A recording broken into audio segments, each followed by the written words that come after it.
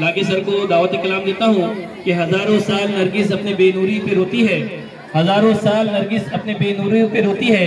बड़े मुश्किल से होता है चमन में दीद अवर पैदा, बड़े मुश्किल से होता है चमन में दीद अवर पैदा। लागे सर माइक पे।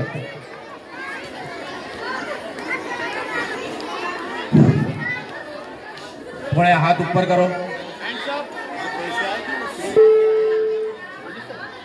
पीछे वाले बच्चे आवाज कम करो, पीछे वाले बच्चे आवाज कम करो, हाथ नीचे करो। साइड वाले बच्चे आवाज कम करो। देखो, आज अपने स्कूल में जो आनंद मेला रखा है, इसके लिए मेरे साथ आए हुए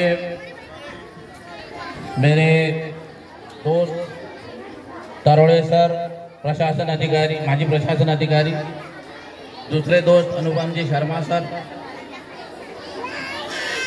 इस स्कूल के शाला व्यवस्थापन समिति के अध्यक्ष रियाज भाई, उपाध्यक्ष गफूर शाह साहब, इस स्कूल के मुख्याध्यापक असलम सर,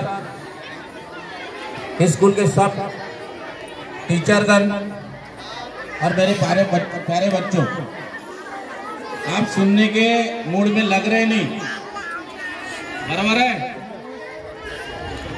आप सुनने के मूड में लग रहे नहीं। मैं एक बात आपको समझाता हूँ, सामने वाला कैसा भी बोले, गलत बोले सही बोले, लेकिन अच्छा सुनने वाले की जो आदत रहती है कि वो सुनना, कोई बोलता है तब बातें नहीं करना, ये अच्छे स्टूडेंट की एक एबिलिटी होती है और ये हर बच्चे ने कोशिश करना चाहिए, मतलब अपने आंख में लाना चाहिए। ये आपके इसमें इम्प्रूवमेंट आपको आगे लाना है, क्योंकि अभी इसमें कुछ 8वीं के बच्चे हैं, 7वीं के हैं, पहली दूसरी के तो बहुत कम है। तो ये बच्चों में ये एबिलिटी आना बहुत जरूरी होती है और ये आनंद मेले का मकसद है आनंद लेना और उसके साथ साथ कुछ खूबियां सीख लेना। इसमें स्काउटिंग में इसमें आता है खरी कमाई, ये खरी कमाई का भी एक आइटम हो सकता है।